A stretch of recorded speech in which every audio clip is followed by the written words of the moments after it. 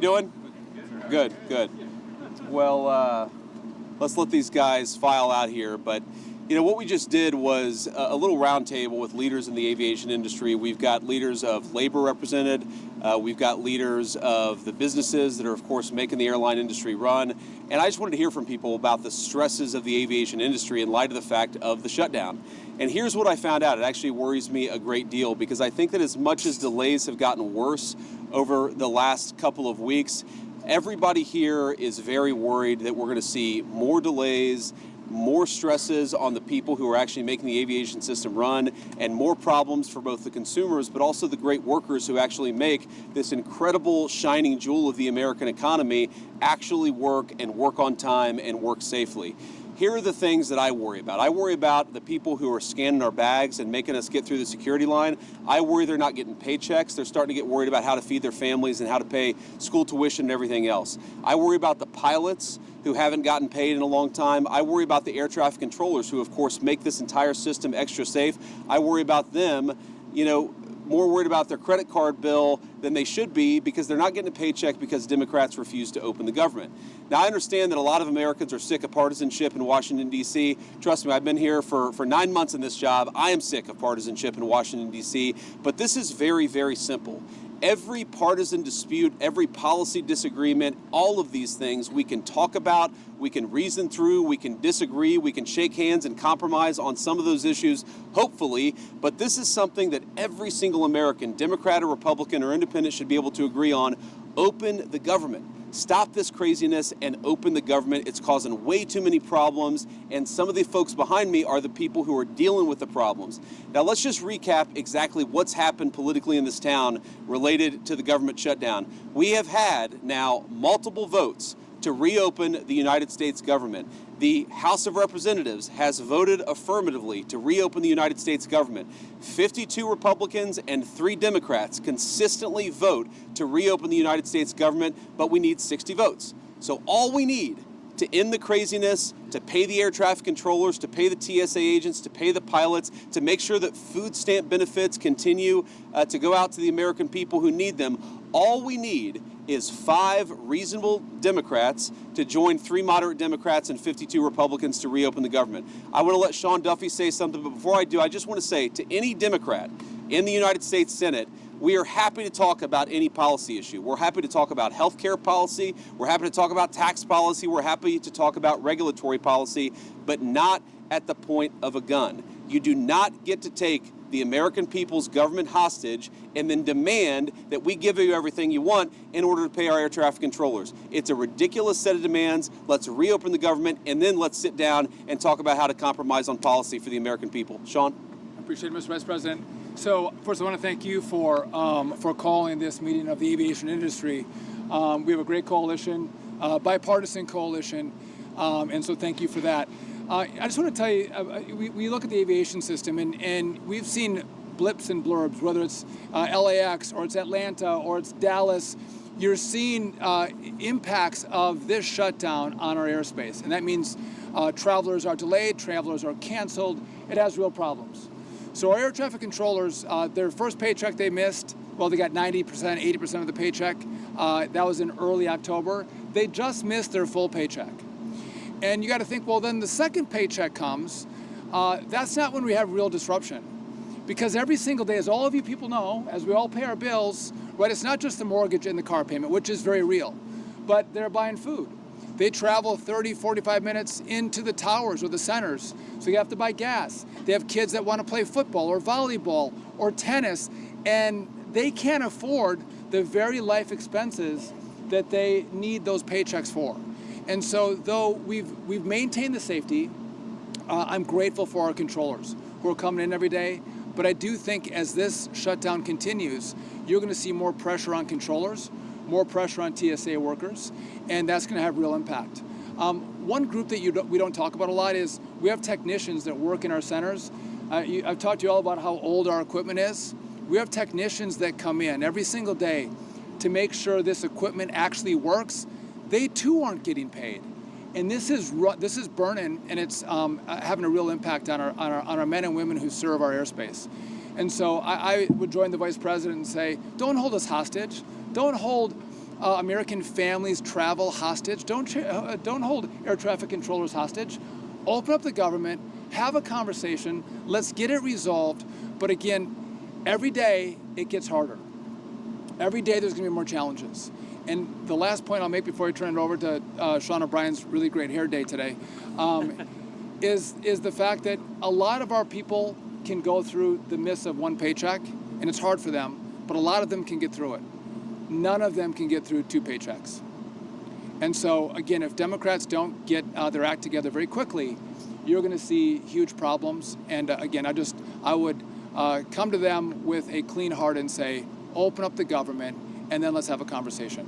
I'll give it to the Teamster, Sean O'Brien. Thank you very much, Secretary Duffy. Thank you, Vice President Vance. Look, the bottom line, and we took a position, I represent 1.3 million working men and women in this country for the International Brotherhood of Teamsters. We took a position 3 weeks ago. Pass a clean CR, get to the table, negotiate a deal. Do not put working people in the middle of a problem they should not be in there. And we got to think about the families that are going to be affected. Think about when you have to tell your son or daughter they can't play sports because you're not getting paid. Think about when you can't pay your mortgage. Think about when you can't pay your tuition. Put the politics aside, get to the table, negotiate a deal, pass a clean CR right now, and then figure out the problems moving forward. And I want to thank the air traffic controllers. I want to thank the aviation administration for all their hard work and sacrifice they make. And look, security and safety of the airlines is paramount. Let's not compromise the safety and security. Pass a clean CR. Thank you. Thank you, Sean. Great. Anybody else? Come on. Yeah. Thank you, Mr. Vice President. Thank you, Secretary Duffy. Thank you all for being here with us today. And I want to start by really thanking the professionals, the air traffic controllers, the folks at the TSA, also the FAA, the people in management. They're working hard. They are keeping the skies safe. They've minimized delays. Fewer than 2% of flights have been delayed so far because of the air traffic control shortage. So they've done a great job. But it's putting stress on people. It's not fair to those people. It's also putting stress on the economy. You know, the first couple of weeks this had no impact on the economy, but as every day goes by, the impacts start to grow. And airlines are a pretty good real-time indicator of the economy, and we start to see, still minor, but steep booking impact, and you see that happening in the economy. We put the whole economy at risk. And so it's been 30 days, and while I don't have a position on which partisan side and how things should be settled with healthcare, it has been 30 days. I also think it is time to pass a clean CR. Use that as the opportunity to get into a room behind closed doors and negotiate hard on the real and substantive issues that the American people want our politicians on both sides of the aisle to solve. But let's get a clean CR and get that negotiation done behind closed doors without the pressure and without putting the American workers and the American economy at risk. Here. Great.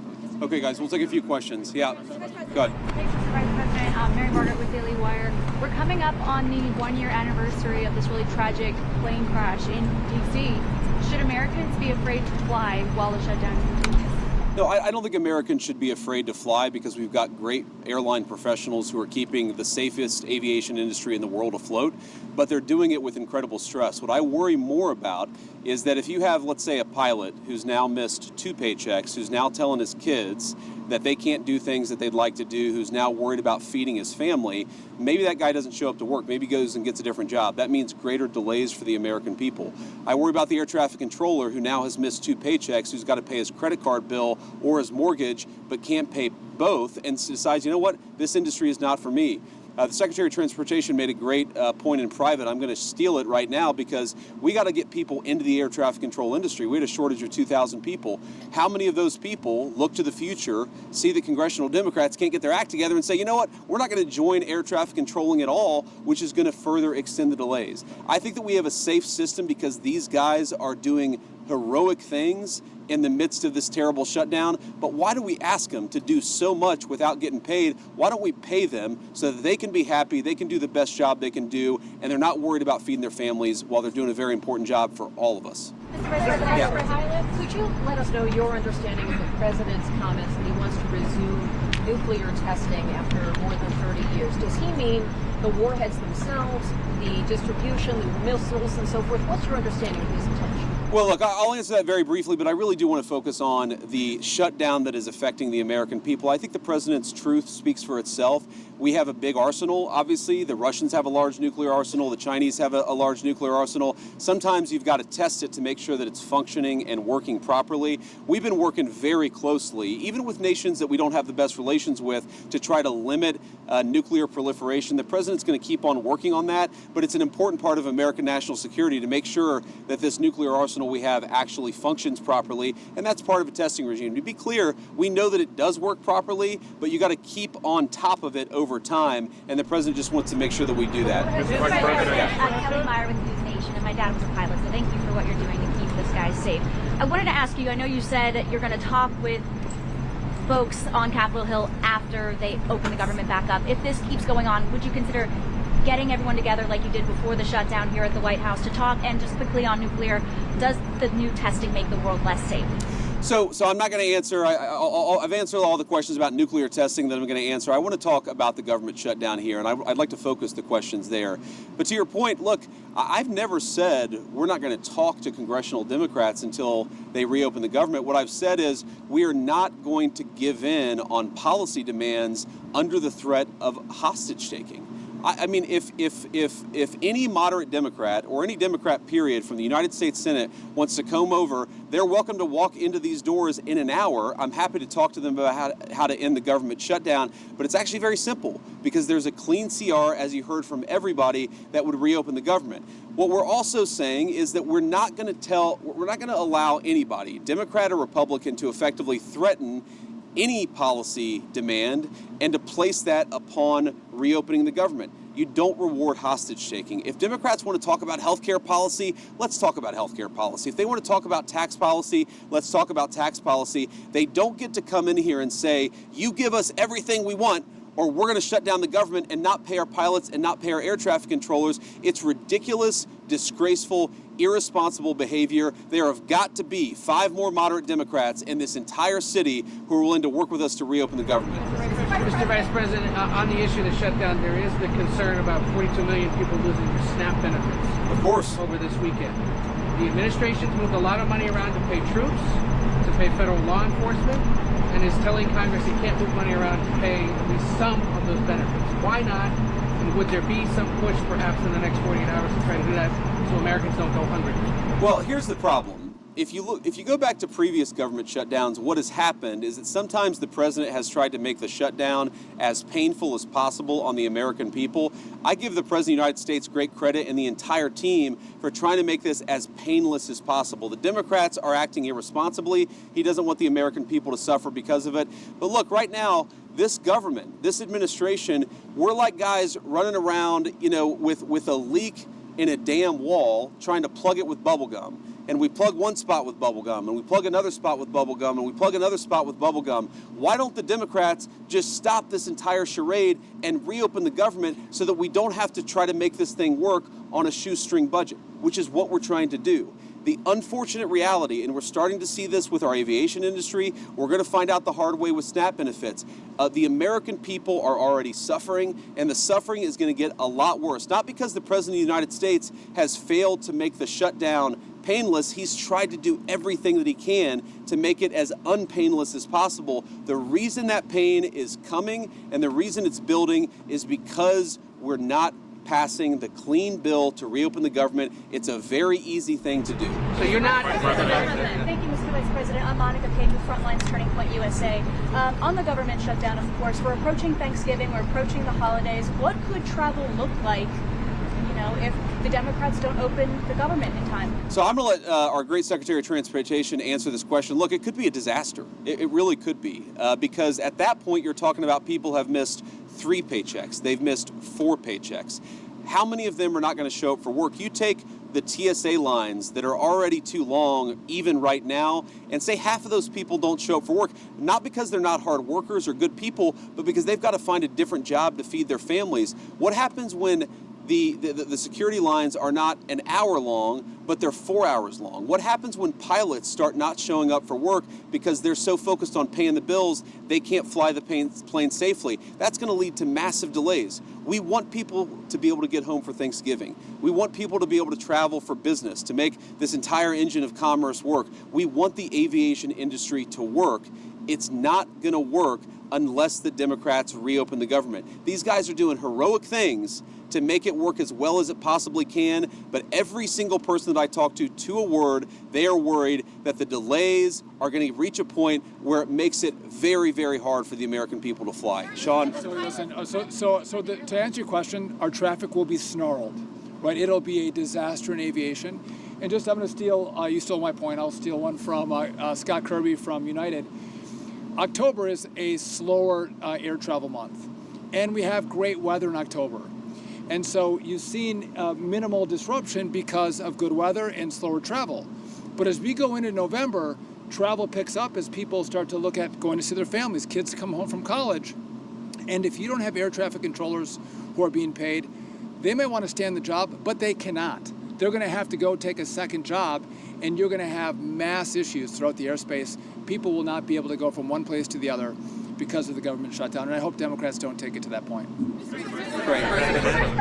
Alex Pershey from ABC News. I'm curious, as we move into this holiday travel season, is the administration working on a plan to keep airports running smoothly? The other thing that I wanted to ask you is we got 20 million Americans who are set to see their health care premiums skyrocket with those ACA tax credits expiring.